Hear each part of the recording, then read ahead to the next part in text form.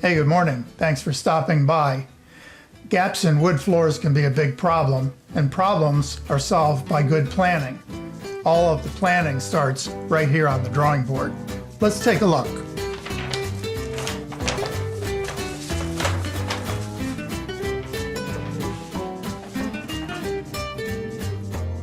Moisture can cause numerous problems in many parts of a house.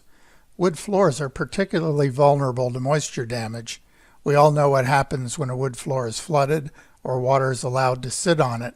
The boards cup, swell, and warp. Often the only way they can be repaired is by replacement.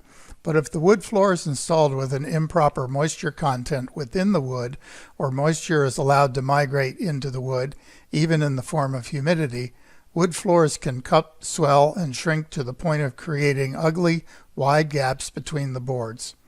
Many of these problems can be avoided. I recently spoke with John McCullough of DownUnder Floors in North Carolina about this. Here's a part of our conversation. So you mentioned moisture. That's a big deal with putting a floor down, right? Especially here in North Carolina. And it just depends on the building site, the particular builder you're working with. I mean, in the last 6-7 years, builders have definitely gotten a lot better with getting their jobs to the point where, you know, we're happy doing installations and stuff with having mechanicals up and running. So everybody's starting to behave a little bit better now and following more guidelines than ever before. And if a floor is installed with the wrong moisture content, the risk of that is excessive movement in the wood floor later? Well, it's going to pick up, the flooring will pick up moisture from the sub, and it'll get like a crush factor. It'll, you know, a lot of times when you do an install, you'll have just little factory gaps, this, that, and the other, and you know straight away when you get the call back to come, say 2 months later, to do the sand and finish work, you walk in and everything's just super tight. Right. You know, that floor has picked up moisture, so you definitely don't want to pick up too much moisture in your flooring. Because then it can start cupping if each board pushes against each other, or you just don't have room for the floor to expand and contract with the seasons.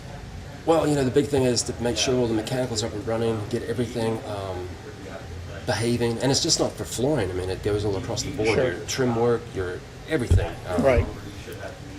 You know, so really, the house has to be conditioned for quite a while for everything to dry out, behave correctly, and really, you know, that minimizes the punch list for the builder after his 1 year or 2 year warranty work. And Right. you'd be surprised that that list, instead of being this long, it would just be very small. Right. So I can gather from this that if a builder simply loads the house with the hardwood floor and says it's been in there for a day or two, go ahead and install it, but that's not good enough. If we have the subfloor at the right moisture content, most of the suppliers we buy our flooring from, they're coming very fast from the mills and the kilns. So there's very little, you know, the flooring's not sitting in a warehouse for 6 months or a year. Some of your Brazilian cherries and some of your stuff coming out of South America has a tendency to be sitting at the port potentially for a year. So a lot of the exotics we're very careful about.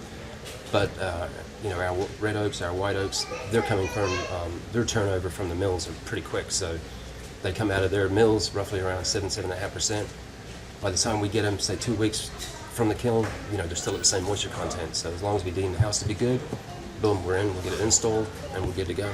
So you're checking moisture content in the lumber before you go ahead and install it? Oh, and the lumber, the subfloor, like I said, we'll do a site evaluation, see if we can see any standing water on the outside, because a lot of builders are guilty of not really doing any kind of drainage work around the outside of the house. A lot more builders are doing encapsulated crawl spaces now, which are definitely helping as well. So yeah, there's just a lot of new methods, and well, the methods have been around, it's just a lot of them haven't applied them to the job site, but they are now more so than ever. Right. What kind of range of moisture contents are you looking for? If we can get an average of around about 7%, 7 to 8%, we're good with that. You know, during the summer months, that might creep to 8.5, 9 at the worst.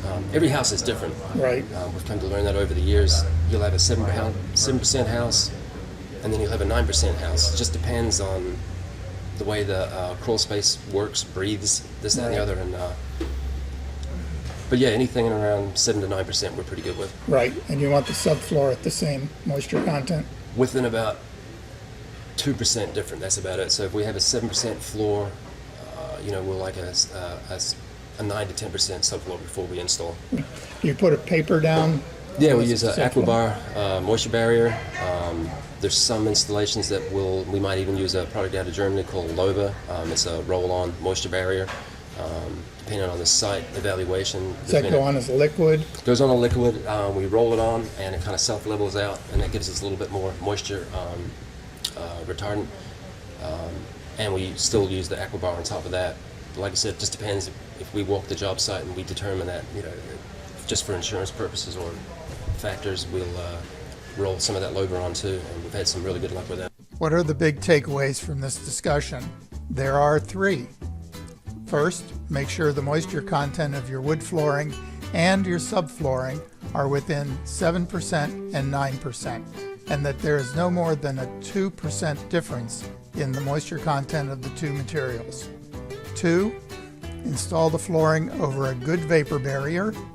And 3, probably most important, make sure the site condition is dry and will not take on additional moisture after the wood flooring is installed.